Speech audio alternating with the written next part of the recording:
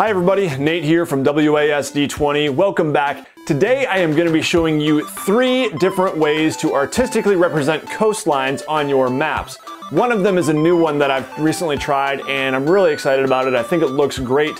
So get your pen or pencil and some paper and let's get started.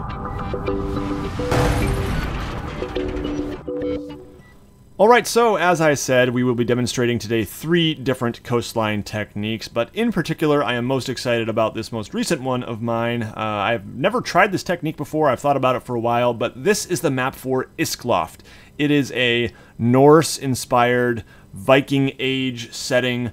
It will be D&D 5th edition compatible, the creation of the Jarl DM, and he is going to be kickstarting this thing in late April, so definitely stay tuned for that. I'm really excited about it. But this map has been a lot of fun to work on so far, and I thought that this new coastline technique looked pretty good and was worth sharing. So let's take a look.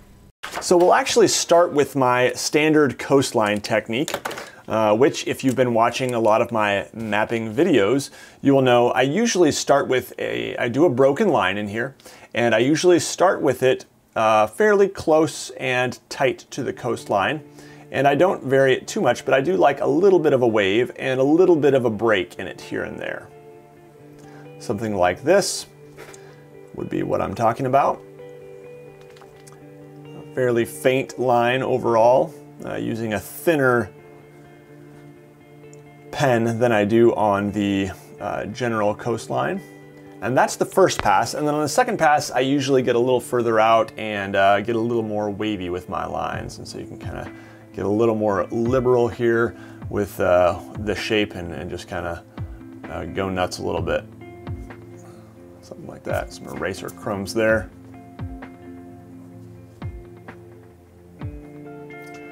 So something like that is what I usually do for a coastline. You might notice I also often darken the lower edge of these, and I have done that a little bit on these coastlines here. Another very similar technique that is actually used on a lot of real-world maps is these contour lines that show depth. And this time you would keep it pretty exact with what your coastline already is. You want to be a little more precise. You do not want to break the line.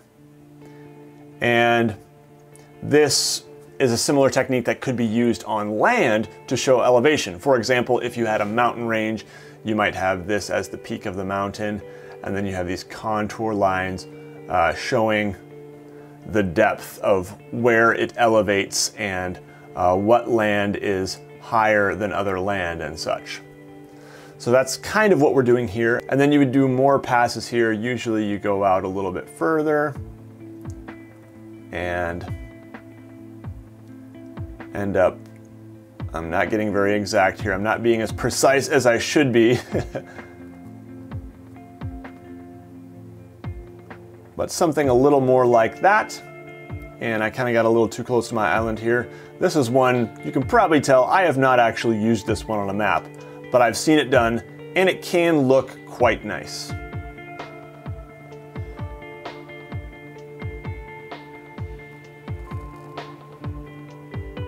Something like that, okay?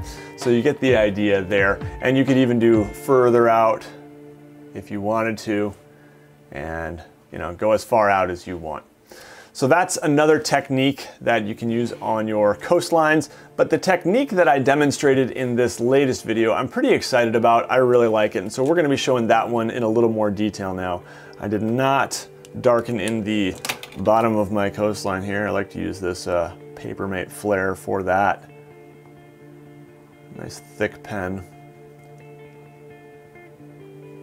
And just darken the lower edges of my coastline a bit.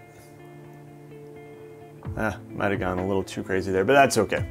This one, I believe, Fantastic Maps, fantasticmaps.com is a great resource for fantasy mapping. He calls this one the broken waves technique. He calls this one the depth contours. And this one is kind of a mix between what he calls the ripples and the simple lines style. And here's how it generally goes. You do one line that is fairly consistently spaced out from your coastline here. And I feel like I may have started a little too far away from my coastline. I usually like to go a little bit closer, but so I'm gonna get a little closer down here, and you can just maybe judge for yourself which one you like better.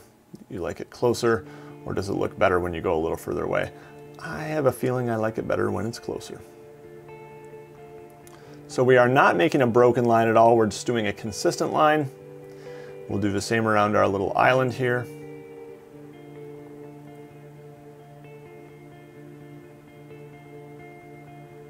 Like that. And then we do these horizontal lines. And sometimes it can help if you actually draw in some horizontal lines here using a ruler or perhaps the back of a miniature pack.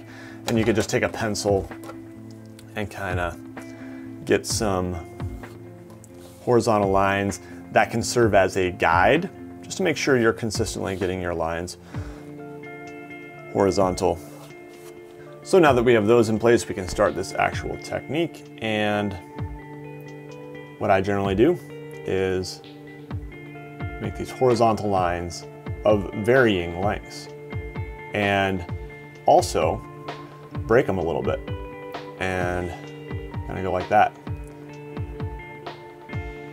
I have also seen this technique used on some of Max's maps, Maxime Place, I might be saying that wrong. I definitely recommend going to check out Max's maps. Just Google it and you'll find his amazing work. So you can make them varying lengths, varying degrees of brokenness, but in this technique, I do like to vary it. That is for sure.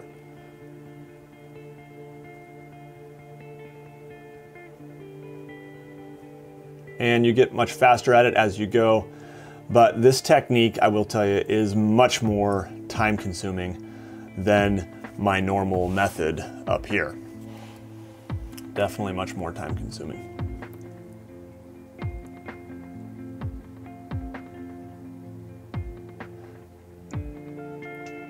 And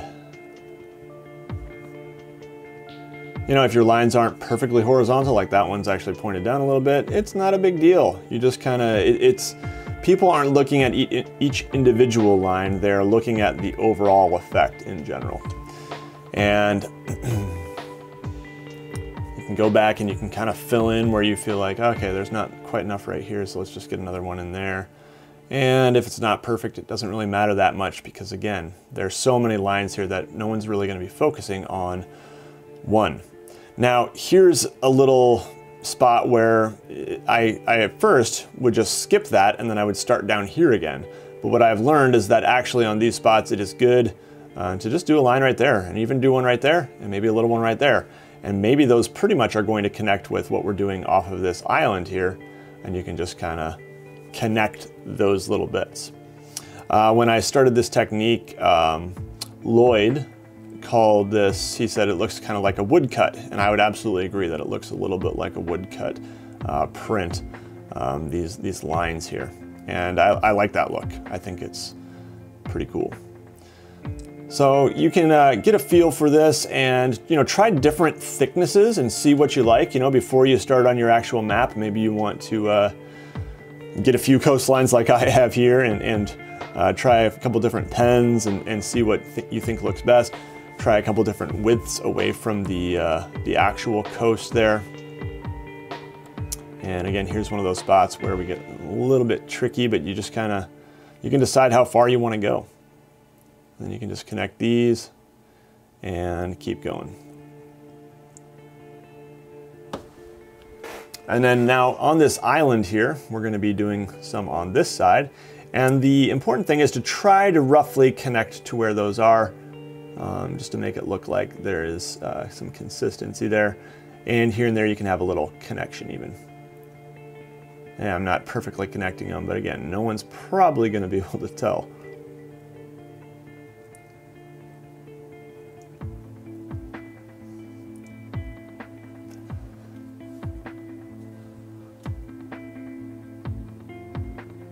And some people will do all their lines much further out, and maybe they would go all the way out to like here with their lines.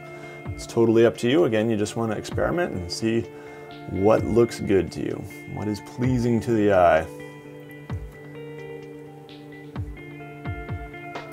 A lot of people are concerned with accuracy and trying to keep things, you know, true to the way real maps are or the way real geography works. And while that is somewhat important to me, maps are more about the art of it for me, and making something that looks cool. That's really, really important to me. I feel like they're all a little bit too close here, so I'm just going to add a little bit. A few lines going further out. There we go.